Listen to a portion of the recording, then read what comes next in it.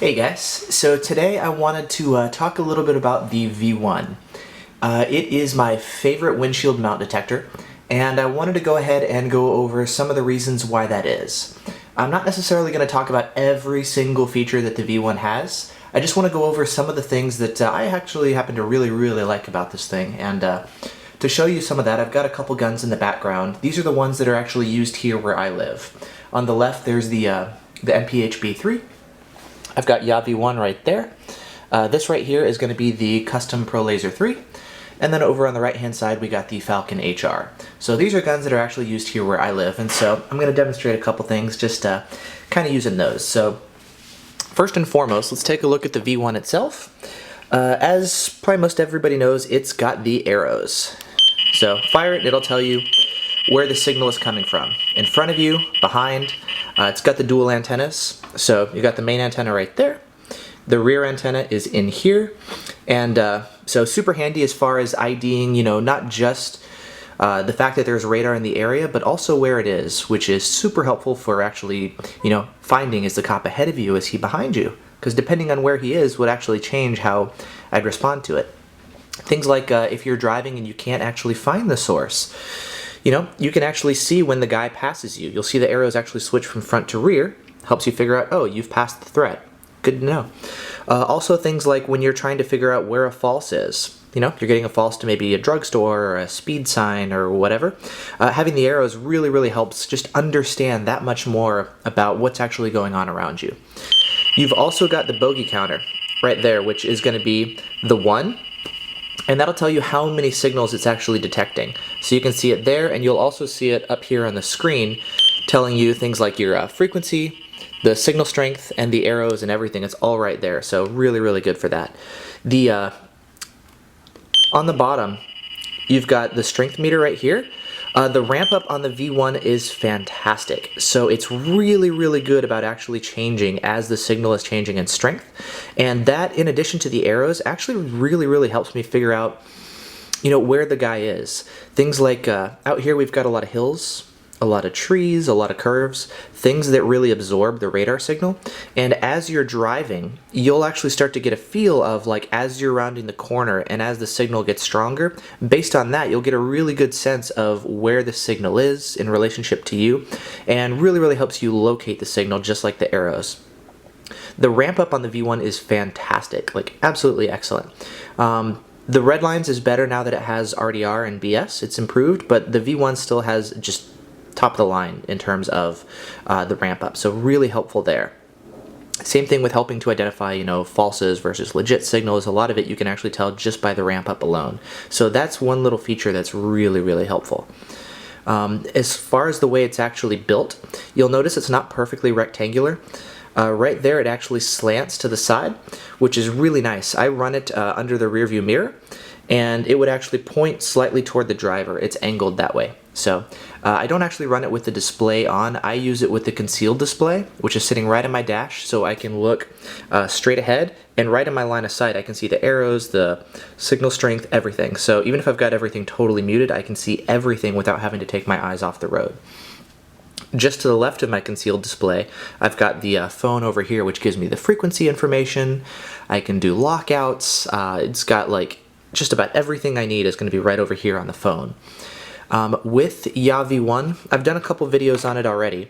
It's basically a third-party V1 app. Valentine does make their own app. Pretty simple, does a fine job. But YAV1 adds a tremendous amount of functionality. One of the cool things is actually the way it handles lockouts.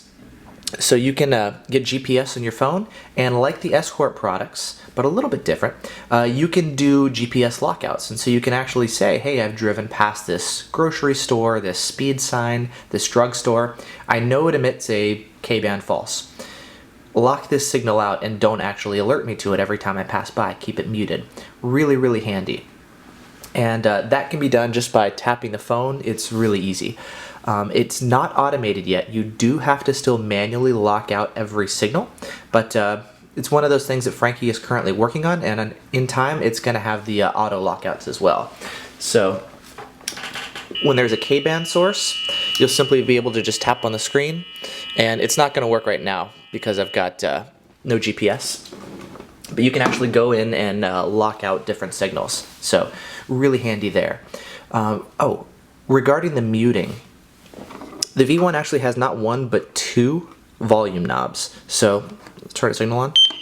So the main volume is going to look like this, right? And so it's really easy to set exactly where you want it to be. Turn it up, turn it down. With the red line, there's a little button you have to press, and just press and hold and it goes up, and then you let go. And then you press and hold the button again and it starts to work its way back down. This one, it's a lot easier to just set right where you want it. The other thing is the muted volume. In V1 land, even though it's called muted, it's not actually totally silent unless you want it to be. So what I mean by that, say we got a signal and it's pretty loud, press the button to actually mute it, and now you've got a second knob right here, which is going to be your muted volume. So that's going to be this outer knob. And so what you could do is, if you want it pretty much totally muted, you can slide it all the way down.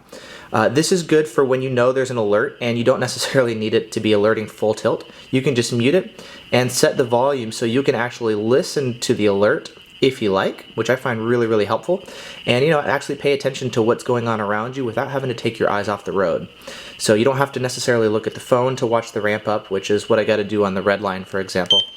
If I mute a K-band signal, but I'm not sure if it's actually legit or not, because I have the red line like up in the top right corner, the passenger side of my windshield, I can't really see it while I'm driving, so I depend on the phone to actually watch the signal strength. With this one, I can actually continue to listen to it, which is really, really nice. So let's say you're passing some K-band source, you can just mute the signal, and you can continue to listen to it even though it's muted, which is actually really, really handy. So you can mute it totally if you want, or you can actually keep listening to a muted signal.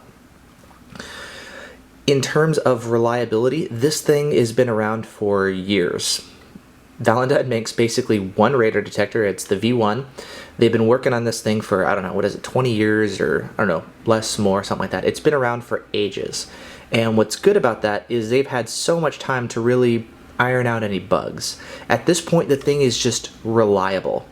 It really doesn't have any bugs at this point left, anything major, as opposed to some of the newer detectors when, like everything, they're still working out the initial issues. But this thing, it's one of the things where you just put up in your car, it's reliable, it's solid, you can count on it and you can trust it, and it just works really well.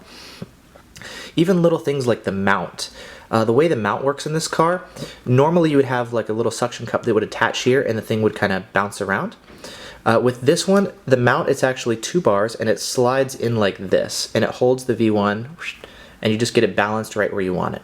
There is a little rubber grip right here which will actually press into the windshield and kind of hold it in place. And you got some click stops here which will actually help you, align it to different positions. Easier to see, of course, with the mount, but the mount makes it really easy to securely mount this in the car and also remove it in and out, so it makes it really simple. I like the fact that it's using this magnesium shell. It is kind of this textured surface. It's not very reflective, as you can see, and so it's not going to actually reflect on your windshield if you have it mounted low, for example. So it's going to be pretty non-visible, which is really nice. You can also darken the screen here, which is actually how I run it. So when I've got it actually in the car, I've got the screen actually turned off like this. I've got the concealed display on my dash, which is turned on. The V1 itself is turned off. So this way, nobody around me, maybe driving behind me, is going to be able to see it. So pretty handy there. You can turn it on and off. Cool. Let's see. What else? Oh, the laser sensitivity.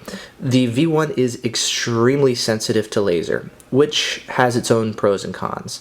The pros are things like you've got the possibility of detecting scatter, and what that means is when there's a car ahead of you that's being shot by laser, that signal is actually a lot of times going to maybe deflect off their car, and bits and pieces of that signal can actually hit your detector. So you can get alerted before you're actually targeted. Because the V1 is so sensitive, a lot of times it can actually pick up those signals. And you can actually, so you can see it's alerting behind right now. A lot of times you can actually get saves from just the scatter alone. I wouldn't depend on it. It's not a good replacement to jammers, but it is a nice thing. The downside of having extreme laser sensitivity is it is prone to falsing. So cars that have those laser cruise control systems, Infinities are a good example. A lot of different cars now, they're using those, and Volvos will do it too. A lot of the cars, if they have those laser cruise control systems, they can actually cause the V1 to false. So it is actually pretty prone to falsing. So it's one of those things that, HIDs do it a lot too. So a lot of times I'll see it false to laser, and I'm expecting, unless I hear my jammers going off at the same time, I'm actually looking around for HIDs driving the opposite direction. So a lot of times there's an Infinity, there's a car with aftermarket headlights, that kind of stuff. It will make the V1 false to laser. Also with respect to falsing, those cars that have the blind spot monitoring, Audis are notorious for this. Those a lot of times, not always, but a lot of times operate on K-band, and they can make definitely the V1 false to K-band. Usually it's like 24.0908, that range or so, but not always. It can actually be up in legit police frequencies. One solution that you can actually do to help with that is, if we go take a look here, you'll take a look. I've got a couple different settings here for the V1. One of them is TMF on and TMF off. It's traffic monitoring filtering. It's designed to help take care of those traffic things on the highway. They'll shoot like half-second shots of K-band just to monitor the flow of traffic, and that will actually introduce a half-second delay to K-band alerting. And a lot of the blind spot sensors will actually pulse shortly.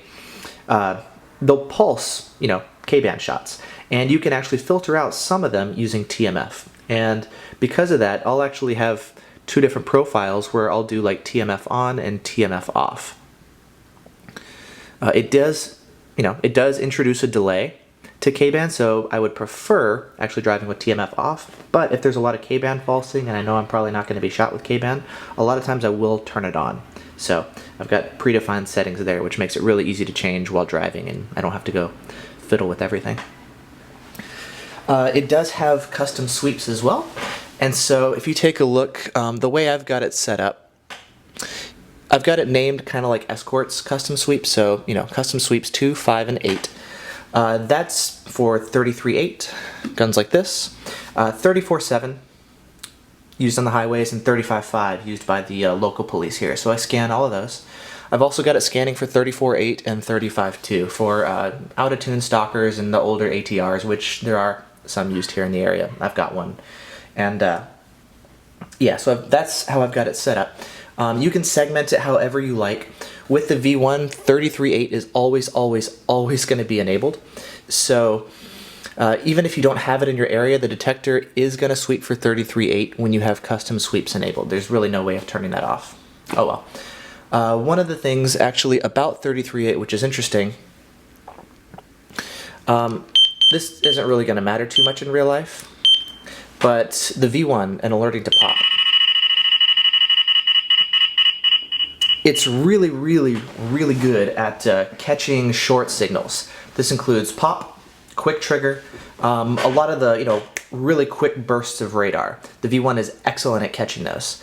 It does have pop mode. I've got it turned on here in the V1. So you'll see I'll fire a shot, and the V1 will catch it no problem. It doesn't actually display pop mode. It'll just make it look like a normal 33.8 shot. 33.801 is what it's saying there. And then if I turn off pop and fire normally, it looks just like a KA shot. So there's really no way with the V1 to tell when pop is being used. The red line, for example, actually will display pop when it detects a pop shot. The V1 will not, but it is really good at actually detecting the pop shots. Not that that matters, because it's not really even used pop mode, so it doesn't matter, but kind of cool to know. I wish it would display pop, but for the time being, there's really no way to get the V1 to do that. Let's see, what else? The main thing I like about the V1 is just how much information it gives you. I don't actually drive all that fast, but I really like just knowing what's going on around me. You know, the situational awareness, to have a feel for like how the electromagnetic energy is traveling through space, for me, that's really cool. I love that.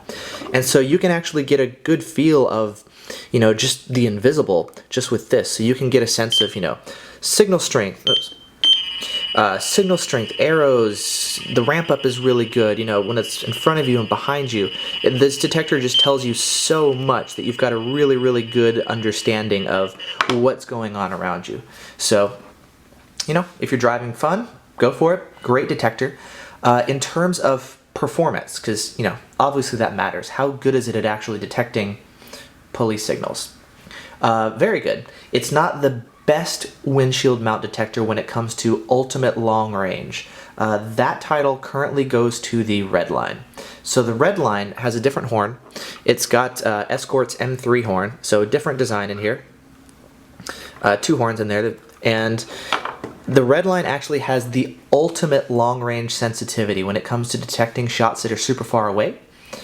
Instant on, for example, the guys ahead of you getting shot before you are. And also, not just straight ahead performance, but off axis performance. So out here we've got, you know, you're driving around curves or guys coming this way and you're turning into it. So the off axis performance on the Redline is better. So when I'm driving on the highway, especially out, you know, in the mountains or something where detection ranges are so incredibly short, you want every ounce of detection you can get. You'll have like, you know, maybe 2 or 3 seconds of braking time before, you know, you're in the kill zone. So every second that you can get really helps. So in those situations, I do run the Redline. It does make a noticeable difference in performance. But in terms of just all around general purpose usage, this is my favorite detector. So I love the way it presents the information. I love how much control you have over all the different settings. You know, in here in Yavi 1, you can control everything as far as the lockouts, the way those work. You've got Savvy. And so what that is for, I've got it turned off right now because I actually do have Savvy in the car. But basically the idea there is normally with the V1, you'd have to, you can actually have it automatically mute at low speeds. The way it works is there's a little adapter called Savvy which plugs into the OBD2 port. It monitors the speed of your car, and when your car is traveling below a predefined speed, like 35 miles an hour or 40 or whatever, it will automatically mute all signals. So super handy for, you know, start up your car and you're driving around town and you pass drugstores at low speeds, they're automatically going to be muted no matter what. And then again, because the V1 is really good at handling the muting, muted is going to be, you can still watch it and listen to it and know what's going on without it totally just ignoring the signal. So if the muted signal is a cop, you'll still know without the detector going ballistic. So that's customizable. You can either do it that way or you can use the phone's GPS. Savvy emulation is built in here into Yavi 1. So let's see, not that. General settings, so Savvy emulation. And you can set it to different speeds, like, you know, 25, 30, whatever speed you want. So as long as it's below a certain speed, it'll actually mute. And you can have it override, you know, your built-in Savvy if you want. But I've got it, so I don't really bother with this. So really nice. There's a lot of control of muting, which is really, really good because the V1 is very sensitive to actually falsing. It can be quite chatty. And so it does take a little bit of time at first to learn, you know, how do I actually set up the muting? How do I quiet this thing down so that it's actually quiet around town and it really only alerts to legit signals. It's not going to be as plug and play as something like a 9500iX or the Escort Max. Those ones are designed to be a lot more, you know, plug it in, turn it on, and it just does the rest. It learns to ignore signals. It doesn't give you as much information. But it is a lot more hands-off automated. And so in that respect, it's really, really good. And that's one of the reasons it's so popular. The V1 can be set up to do pretty much the same thing. You do get the GPS lockouts with the phone, but you do have to lock them out manually. The technique that Yavi 1 uses for lockouts is safer because even if it's detecting 2 similar signals, With Escort, if you lock out one signal, it's going to ignore every other signal that has a similar frequency. So if you drive past a speed sign, you know, shooting K-band, and there's also a cop right there shooting K-band, if the frequencies are close enough, the detector will actually mute both signals, and you won't have any idea that there's now a second one. With the V1, if that happens and you've previously muted a K-band source, if there's a cop, you know, shooting a K-band gun, you're going to see now a second bogey pop in, and on your phone, you're going to see one of the signals locked out, but the second one will come through. So you're actually going to know, instead of locking out a cop, this one will actually do a lot better job of notifying you that there is a police officer there, you know, shooting radar, while you're driving through a location where you've locked out a K-band source. So basically, it's going to be a lot safer in terms of how it handles lockouts. So awesome feature there. So yeah, that's the main thing. Basically, I just love all the information that's presented. It lets me understand a ton about what's going on. The performance of the detector is excellent. It is extremely fast and responsive. As soon as there's a signal, the thing just starts alerting like instantly. It's one of the fastest detectors to actually start alerting when there's a signal. Some of the detectors, like the 9500IX, actually does have a delay between when it sees the signal and when it starts to alert. And this is the kind of thing where you want it to alert ASAP, so that if you need to get hard on the brakes, you can.